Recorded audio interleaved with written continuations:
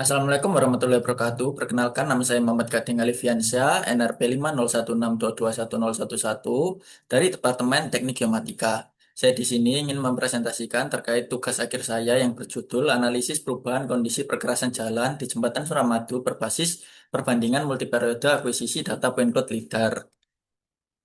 Yang pertama adalah latar belakang, yaitu kita membahas terkait pentingnya pemantauan presisi pada infrastruktur strategis karena yang kita tahu saat ini Jembatan Suramadu merupakan vi- eh, infrastruktur vital yang menghubungkan kedua pulau, khususnya Pulau Jawa dan Pulau Madura, sehingga sangat penting sekali untuk dilakukan pemantauan pada infrastruktur tersebut. Lalu yang kedua, kelebihan lidar ALS dalam memetakan kerusakan mikro.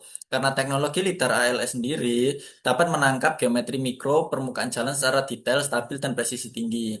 Lalu yang terakhir, belum tersedianya analisis geometri perkerasan jalan berbasis ALS. Oleh karena itu, penelitian saya ini dilakukan untuk menjadi pembuka penelitian-penelitian berikutnya yang menggunakan teknologi ALS berbasis LIDAR untuk melakukan pemantauan jalan.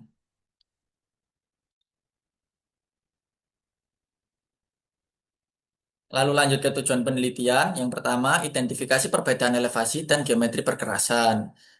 Jadi, penelitian saya di sini khusus terfokus untuk identifikasi perbedaan elevasi dan geometri perkerasan yang dapat diambil oleh data point cloud LIDAR. Lalu yang kedua, analisis deviasi, elevasi, dan deformasi mikro. Menganalisis variasi dan deviasi antara nilai elevasi DED dan kondisi existing untuk mendeteksi indikasi deformasi mikro seperti perubahan elevasi dan cracking melalui analisis geometri point cloud. Lalu yang terakhir, kuantifikasi tingkat deformasi pergerasan. Jadi saya di sini selain untuk identifikasi dan analisis, saya juga melakukan kuantifikasi tingkat deformasi kerusakan jalan tersebut. Lalu berikutnya ada batasan masalah. Yang pertama terkait ruang lingkup survei. Jadi di sini ruang lingkup area survei saya tidak keseluruhan jembatan Suramadu dari ujung Pulau Jawa hingga ujung Pulau Madura, tetapi hanya di bagian bentang tengah antara kedua pilar itu saja. Lalu yang kedua, fokus fitur perkerasan yang diukur. Jadi kita di sini hanya melakukan analisis terkait fitur perkerasan yang diukur yaitu hanya sebatas seperti cracking dan pothole yang dapat diekstraksi dari data point cloud LIDAR itu sendiri. Lalu tidak menganalisis faktor penyebab kerusakan. Jadi saya di sini hanya melihat dari data point cloud saja dan juga kita di sini tidak menganalisis seperti beban lalu lintas atau material yang digunakan pada jalan jembatan Suramadu itu sendiri. Lalu berikutnya ada definisi terkait perkerasan jalan. Di sini dibagi menjadi dua. Yang pertama ada cracking, yaitu perkerasan jalan yang terjadi karena permukaan tidak mampu lagi menahan beban lalu lintas, perubahan temperatur, serta kelelahan material, sehingga muncul retakan seperti retakan-retakan yang ada di jalan pada umumnya. Lalu yang kedua ada pothole. Pothole atau lubang jalan merupakan kerusakan perkerasan akibat hilangnya material lapisan permukaan yang membentuk cekungan pada jalan, umumnya dipicu oleh retakan awal, melintasi air, dan beban lalu lintas secara berulang. Next, ada metode perhitungan cracking dan pothole. Berikut adalah rumus-rumus yang saya gunakan untuk menghitung kedalaman serta lebar dari area pothole itu sendiri, cracking dan pothole itu sendiri. Seperti yang sudah saya jelaskan tadi, berikut adalah lokasi penelitian di mana fokus saya hanya di area bentang tengah saja. Kenapa kita fokus di situ? Karena di area bentang tengah itu merupakan area yang menerima beban lalu lintas paling berat, sehingga sangat rawan terjadinya kerusakan pada permukaan struktur jalan. Berikut adalah hardware dan software yang saya gunakan. Di sini saya ada software yang ada empat, yaitu GearHawk, Cloud Compare, Global Mapper, serta ArcGIS Pro. Dan liter yang saya gunakan merupakan liter Geosan GS 260H. 260H.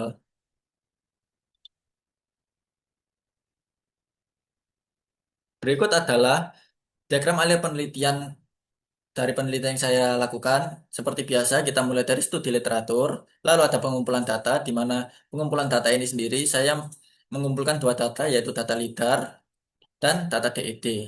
Lanjut ke pengolahan hasil, lalu validasi hasil, analisis, dan terakhir pembuatan laporan. Selanjutnya ada diagram alir akuisisi data, di mana yang pertama kita mulai dari perencanaan jalur terbang, lalu persiapan alat seperti drone dan GPS, lalu pelaksanaan pengambilan data. Di sini pelaksanaan pengambilan data dilakukan menjadi tiga sesi. Yang pertama ada data titik kontrol untuk mendapatkan koordinat dari statik GPS, lalu yang kedua data point cloud yang diambil menggunakan ALS LIDAR dan outputnya yaitu data LIDAR dan data foto udara. Lalu yang terakhir data DED un- untuk mendapatkan bentuk jalan sesuai dengan desain pembangunan.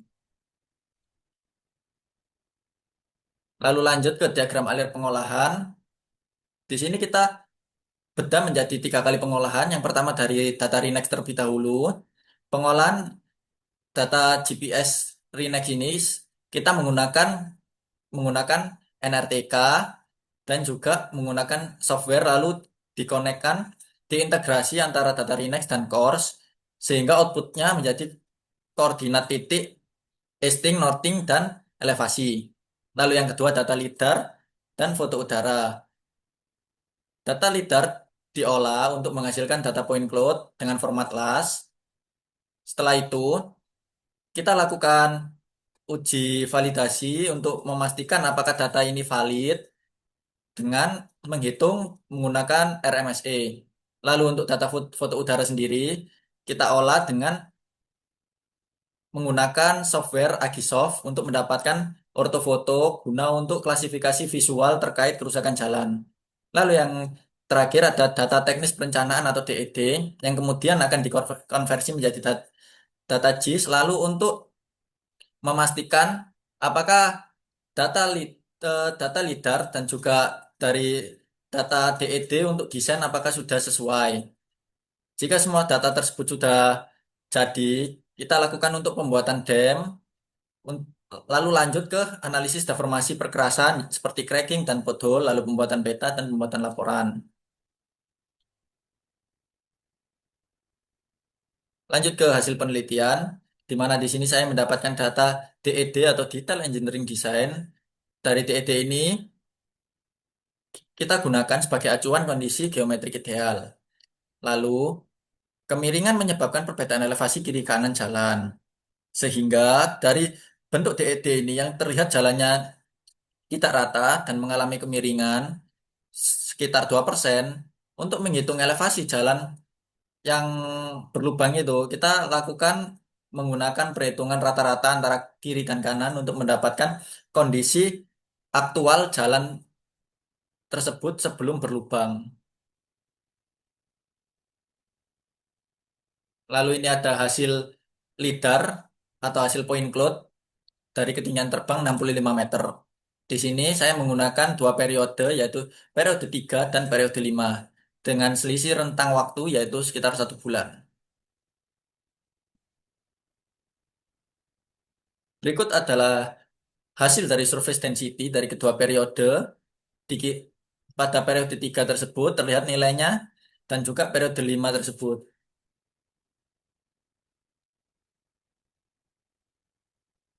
Setelah kita mengolah data ortofoto menggunakan software Agisoft, didapatkan gambaran visual dari kerusakan jalan sebagai berikut. Dan juga akuisisi untuk data ini pada 5 Januari 2026 sekitar pukul 11 hingga 12 WIB dengan ketinggian terbang 130 meter. Menampilkan kondisi permukaan jalan dengan kualitas visual yang baik dan jelas seperti yang saya tampilkan saat ini, sehingga data ortofoto ini bisa digunakan sebagai data pendukung untuk interpretasi visual dan verifikasi hasil lidar. Selanjutnya ada ortofoto periode 5, sama seperti periode 3 tadi. Di periode 5 ini sudah dapat menampilkan visual yang cukup jelas. Pada periode 5 ini, akuisisinya dilakukan pada 2 Februari 2026 sekitar pukul 14.00 sampai 15.00 WIB dengan ketinggian terbang sama 130 meter. Berikut adalah hasil ground sampling distance atau GSD dari ortofoto yang saya lampirkan sebelumnya, di mana untuk periode 3 nilai GSD-nya sekitar 3,14 cm per pixel dan juga pada periode 5 sekitar 3,13 cm per pixel. Selanjutnya ada analisis RMSE data liter terhadap RTK, di mana nilai RMSEH, RMSEV, CE90, dan LE90 pada periode 3 maupun periode 5 memenuhi standar ketelitian peta RBI skala 1:5000 dan masuk ke kelas 1, sehingga dapat disimpulkan bahwa data liter layak digunakan untuk analisis kondisi perkerasan jalan. Next. Berikut untuk hasil penelitian terkait identifikasi perkerasan jalan pada periode 3 dapat dilihat pada kedalaman lubang hingga luas lubang sudah dapat teridentifikasi dengan baik.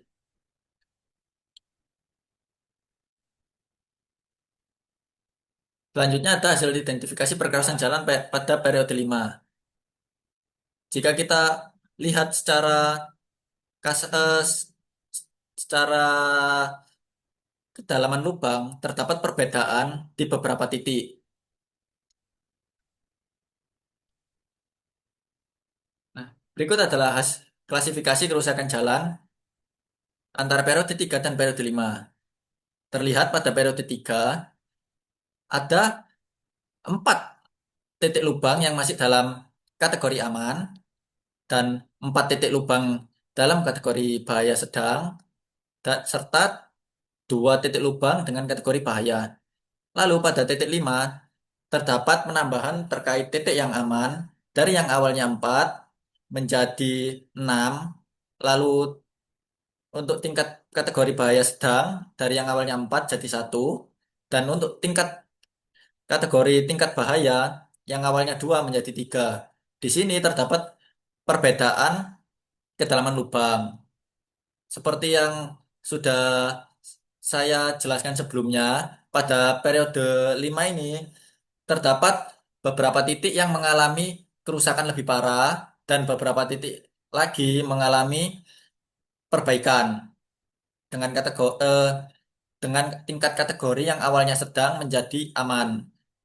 Jadi kita bisa lihat seperti yang sebelumnya di ortofoto bahwa ada beberapa titik yang mengalami perbaikan, beberapa titik lubang yang mengalami perbaikan.